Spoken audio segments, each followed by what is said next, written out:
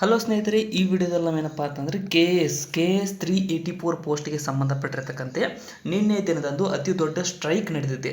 So ಆ ಸ್ಟ್ರೈಕ್ನಲ್ಲಿ ಏನೇನು ಬೇಡಿಕೆಗಳನ್ನು ಇಟ್ಟಿದ್ದಾರೆ ಮತ್ತು ಅದಕ್ಕೆ ಪ್ರತ್ಯುತ್ತರವಾಗಿ CM ರವರು ಏನನ್ನು ಹೇಳಿದ್ದಾರೆ ಅನ್ನೋದ್ರ ಬಗ್ಗೆ ಡಿಸ್ಕಸ್ ಮಾಡೋಣ. ಸೊ ಆಲ್ರೆಡಿ ಇದು ಸ್ಟ್ರೈಕ್ ಎದಕ್ಕೆ ನಡೀತಾ ಇದೆಯಪ್ಪ ಅಂತಂದರೆ 384 ಪೋಸ್ಟ್ಗೆ ಸಂಬಂಧಪಟ್ಟಿರ್ತಕ್ಕಂಥ KS ಅಂದರೆ KPSCದವರು ಏನಪ್ಪ ಅಂದರೆ ಅದರದ್ದು 1:15 ಲಿಸ್ಟನ್ನು ಬಿಟ್ಟಿದ್ದಾರೆ. ಅಂದರೆ ಮೇನ್ಸ್ಗೆ ಇಷ್ಟು ಜನ ಅರ್ಹರಾಗಿದ್ದಾರೆ ಮತ್ತು ನೀವು ಮೇನ್ಸ್ಗೆ ಪ್ರೊಸೀಡ್ ಆಗಿರಿ ಅಂತ ಇದನ್ನು ಬಿಟ್ಟಿದ್ದಾರೆ. ಬಟ್ ಏನಪ್ಪ ಅಂತಂದರೆ ಪ್ರಶ್ನೆ ಪತ್ರಿಕೆಯನ್ನು ನೋಡಿದಾಗ ಹಲವಾರು ಲೋಪದೋಷಗಳು ಕಂಡು ಬಂದಿದ್ದಾವೆ. ಮತ್ತೇನಪ್ಪ ಅಂದರೆ ಈ ಕನ್ನಡ ಮೀಡಿಯಂ ಸ್ಟೂಡೆಂಟ್ಸ್ಗಳಿಗೆ ತುಂಬ ಮೋಸ ಆಗಿರ್ತಕ್ಕಂಥದ್ದು ಕಂಡು ಬಂದಿರತಕ್ಕಂಥದ್ದು. ಬಟ್ ಇವಾಗ KPSC ಏನಿದೆಯಲ್ಲ, ಸೊ KPSC ಒಂದು ವರದಿಯನ್ನು ತೆಗೆದುಕೊಂಡು ಅಂದರೆ 2017-18ರಲ್ಲಿ ಏನು ಕನ್ಫರ್ಮ್ ಆಗಿತ್ತಲ್ಲ, ಸೊ 2017-18ರಲ್ಲಿ ಕನ್ಫರ್ಮ್ ಆಗಿರ್ತಕ್ಕಂಥ ಒಂದು ಕ್ವಶನ್ ಪೇಪರ್ಗೂ ಈ ಕ್ವಶನ್ ಪೇಪರ್ಗೂ ಕಂಪೇರ್ ಮಾಡಿ ಮೇನ್ಸ್ಗೆ ಯಾರ್ಯಾರು ಸೆಲೆಕ್ಟ್ ಆಗಿದಾರಲ್ಲ, ಸೊ ಅದರ ಒಂದು ವರದಿಯನ್ನು ತೆಗೆದುಕೊಂಡು ಒಂದು 10% ಇಲ್ಲಿ ಜನ ಕನ್ನಡ ಮೀಡಿಯಮ್ದವರು ಹೆಚ್ಚಿಗೆ ಆಗಿದ್ದಾರೆ. ಸೊ ಅದಕ್ಕೋಸ್ಕರನೇ ಸೊ ಯಾವುದೇ ರೀತಿಯಾದ ಕನ್ನಡ ಮೀಡಿಯಂ ಸ್ಟೂಡೆಂಟ್ಸ್ಗೆ ಮೋಸ ಆಗಿಲ್ಲ ಅನ್ನುವಂತಹ ವರದಿಯನ್ನು ಕೊಟ್ಟು ಸುಳ್ಳು ವರದಿಯನ್ನು ಕೊಟ್ಟು ಸೊ ಅವರು ಏನಪ್ಪ ಅಂದರೆ ಪ್ರೊಸೀಡ್ ಆಗ್ತಾ ಇದ್ದಾರೆ. ಸೊ ಅದನ್ನು ನಿಲ್ಲಿಸಬೇಕು ಅಂತ ನಮ್ಮ ಒಂದು ಕಾರ್ಯಕರ್ತರಿದಾರಲ್ಲ, ಕರ್ನಾಟಕದ ಕಾರ್ಯಕರ್ತರು, ಸೊ ಕನ್ನಡದ ಬೆಂಬಲಿಗರು ಏನಪ್ಪ ಅಂದರೆ ನಿನ್ನೆ ದಿನದಂದು ಅತಿ ದೊಡ್ಡ ಪ್ರಮಾಣದ ಸ್ಟ್ರೈಕನ್ನು ನಡೆಸಿದ್ರು ಬೆಂಗಳೂರಿನಲ್ಲಿ. ಸೊ ಆ ಸ್ಟ್ರೈಕ್ ಬಗ್ಗೆ ಡಿಸ್ಕಸ್ ಮಾಡೋಣ. ಸೊ ಮರುಪರೀಕ್ಷೆ ಅವ್ರದ್ದು ಏನಪ್ಪ ಅಂದರೆ ಮರುಪರೀಕ್ಷೆ ಕರವಿ ಧರಣಿ ಪರೀಕ್ಷೆ ನಡೆಸಲೇಬೇಕು ಮತ್ತು ಇದು ಕನ್ನಡಿಗರಿಗೆ ತುಂಬ ಮೋಸ ಆಗಿರ್ತಕ್ಕಂಥದ್ದು ಅಂತ ಕೊಟ್ಟಿದ್ದಾರೆ, ಅವರು ಹೋರಾಟವನ್ನು ಮಾಡಿದ್ದಾರೆ. ಸೊ ಡಿಸೆಂಬರಲ್ಲಿ ಈ ಪರೀಕ್ಷೆ ನಡೆದಿರ್ತಕ್ಕಂಥದ್ದು ಫಲಿತಾಂಶ ಆಲ್ರೆಡಿ ಬಿಟ್ಟಿದ್ದಾರೆ. ಸೊ ಅದನ್ನು ತಡೆ ಹಿಡೀರಿ ಅಂತ ಇವರು ಏನಪ್ಪ ಅಂದರೆ ಸ್ಟ್ರೈಕ್ ಕೂಡಿದ್ರು. ಸೊ ಕರವೇ ರಾಜ್ಯಾಧ್ಯಕ್ಷ ಟಿ.ಎ. ನಾರಾಯಣಗೌಡರು ಅಂದರೆ ರಾಜ್ಯಾಧ್ಯಕ್ಷರು ಟಿ.ಎ. ನಾರಾಯಣಗೌಡರು ಪ್ರಶ್ನೆ ಪತ್ರಿಕೆಯನ್ನು ಕನ್ನಡದಲ್ಲಿ ಸಿದ್ಧಪಡಿಸಿ ಇಂಗ್ಲೀಷ್ಗೆ ಅನುವಾದಿಸಲು ಹೋರಾಟಗಾರರ ಆಗ್ರಹ.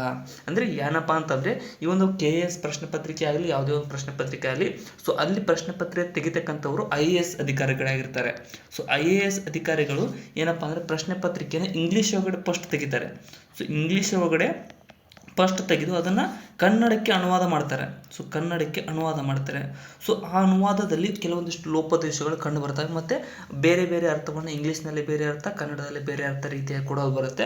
ಬಟ್ ಕೀ ಆನ್ಸರ್ ಇಂದ ಬಂದಿರ್ತಾವಲ್ಲ, ಸೊ ಇಂಗ್ಲೀಷ್ಗೆ ಪ್ರತ್ಯುತ್ತರವಾಗಿ ಅವರು ಕೀ ಆನ್ಸರ್ಗಳನ್ನು ಕೊಡ್ತಾರೆ. ಸೊ ಇಂಗ್ಲೀಷ್ನ ಒಂದು ಏನಪ್ಪ ಅಂದರೆ ಇಂಗ್ಲೀಷ್ ಕ್ವಶನ್ ಪೇಪರನ್ನು ತೆಗೆದುಕೊಂಡು ಸೊ ಅದರ ಪ್ರಕಾರ ಅವರು ಕೀ ಆನ್ಸರ್ಗಳನ್ನು ಕೊಡ್ತಾರೆ. ಬಟ್ ಏನಪ್ಪ ಅಂದರೆ ಕನ್ನಡದ ವಿದ್ಯಾರ್ಥಿಗಳಿಗೆ ಇದು ಇಲ್ಲಿ ಮೋಸ ಆಗುತ್ತೆ. ಯಾಕಪ್ಪ ಅಂದರೆ ಇವರು ಬೇರೆ ಅರ್ಥ ಅಂದ್ಕೊಂಡು ಸೊ ಎಕ್ಸಾಮ್ನಲ್ಲಿ ಅಟೆಂಡ್ ಮಾಡಿ ಬಂದಿರ್ತಾರೆ. ಸೊ ಅದು ಮಿಸ್ ಆಗಿ ರಾಂಗ್ ಆಗಿ ಚಾನ್ಸಸ್ ತುಂಬ ಇರುತ್ತೆ. ಸೊ ಅದಕ್ಕೋಸ್ಕರನೇ ಈ ಒಂದು ಅಂದರೆ ಫಸ್ಟ್ ಇವರು ಏನಕ್ಕೆ ಬೇಡಿಕೆ ಇಟ್ಟಿದ್ದಾರೆ ಅಂದರೆ ಕನ್ನಡದಲ್ಲಿ ಕ್ವಶನ್ ಪೇಪರ್ ತೆಗಿಬೇಕು, ನೀವು ಫಸ್ಟ್ ಕನ್ನಡದಲ್ಲಿ ತೆಗೆದು ಸೊ ಅದನ್ನು ಆಮೇಲೆ ಇಂಗ್ಲೀಷ್ಗೆ ಅನುವಾದ ಮಾಡಿ ಅಂತ ಕೊಟ್ಟಿದ್ದಾರೆ. ಅಂದರೆ ಇವರು ಬೇಡಿಕೆನ ಇಟ್ಟಿದ್ದಾರೆ. ಸೊ ಈ ರೀತಿಯಾಗಿ ಮಾಡಿದರೆ ಲೋಪದೋಷಗಳು ಕಡಿಮೆ ಆಗ್ತವೆ. ಅಂದರೆ ಇಂಗ್ಲೀಷ್ಗೆ ಟ್ರಾನ್ಸ್ಲೇಟ್ ಮಾಡೋದು ತುಂಬ ಈಸಿ ಸ್ನೇಹಿತರೆ. ಸೊ ಕನ್ನಡದಲ್ಲಿ ಫಸ್ಟ್ ತೆಗೆದು ಆಮೇಲೆ ಇಂಗ್ಲೀಷ್ಗೆ ಟ್ರಾನ್ಸ್ಲೇಟ್ ಮಾಡಬೇಕಂದ್ರೆ ತುಂಬ ಈಸಿ ಆಗುತ್ತೆ. ಸೊ ಈ ರೀತಿಯಾಗಿ ನೀವು ಪ್ರಶ್ನೆ ಪತ್ರಿಕೆಗಳನ್ನು ತೆಗೀರಿ ಅಂತ ಇವರು ಬೇಡಿಕೆನ ಇಟ್ಟಿದ್ದಾರೆ. ಸೊ ಇಲ್ಲಿ ಎಲ್ಲ ಇರ್ತಕ್ಕಂಥದ್ದು ಇದು ಕೂಡ ಅದರ ಬಗ್ಗೆ ಏನಿದೆ, ಸೊ ಇದು ಕೂಡ ಅದರ ಬಗ್ಗೆ ಏನಿದೆ, ಇದು ಕೂಡ ಅದರ ಬಗ್ಗೆ ಏನಿದೆ, ಅದರ ಆಗ್ರಹ ಇದೆ.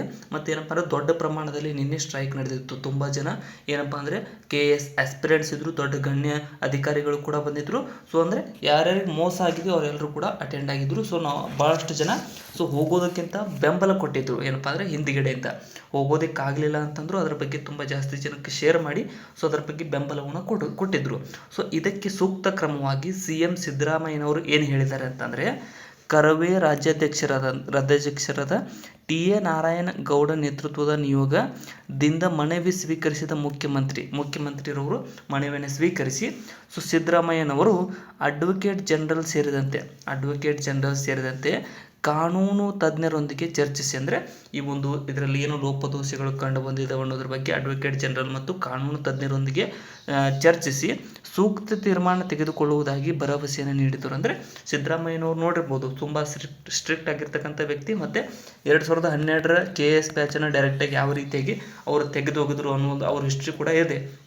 ಸೊ ಎಕ್ಸಾಮ್ ನಡೆಯೋದಕ್ಕೂ ಕೂಡ ಅವಾಗಲೇ ಅವರು ಡಿಸಿಷನ್ ಕೂಡ ತೆಗೆದುಕೊಂಡಿದ್ದರು. ಸೊ ಈ ರೀತಿಯಾಗಿ ಏನಪ್ಪ ಅಂದರೆ ಆಸ್ಪಿರೆಂಟ್ಸ್ಗಳಿಗೆ ಯಾವುದೇ ರೀತಿಯಾದ ಮೋಸ ಆಗೋದಕ್ಕೆ ಬಿಡಲ್ಲ ಅಂದ್ಕೊಂಡಿದ್ದೀನಿ. ಸೊ ಈ ಒಂದು ಸಂದರ್ಭದಲ್ಲಿ ಕರವೇ ಪ್ರಧಾನ ಕಾರ್ಯದರ್ಶಿ ಸನ್ನೀರಪ್ಪ, ಮಹಿಳಾ ಗೌರವ ಅಧ್ಯಕ್ಷರಾದ ಅಶ್ವಿನಿ, ಹೇಮಲತಾ, ರಾಜ್ಯ ಉಪಾಧ್ಯಕ್ಷ ಅಂಜಿನಪ್ಪ, ಬೆಂಗಳೂರು ನಗರ ಟಿ.ಎ. ಧರ್ಮರಾಜ್, ಮತ್ತಿತರರು ಇದರಲ್ಲಿ ಭಾಗವನ್ನು ವಹಿಸಿದ್ರು ಸ್ನೇಹಿತರೆ, ಗಣ್ಯ ವ್ಯಕ್ತಿಗಳು ಇದರಲ್ಲಿ ಭಾಗವನ್ನು ವಹಿಸಿದ್ರು.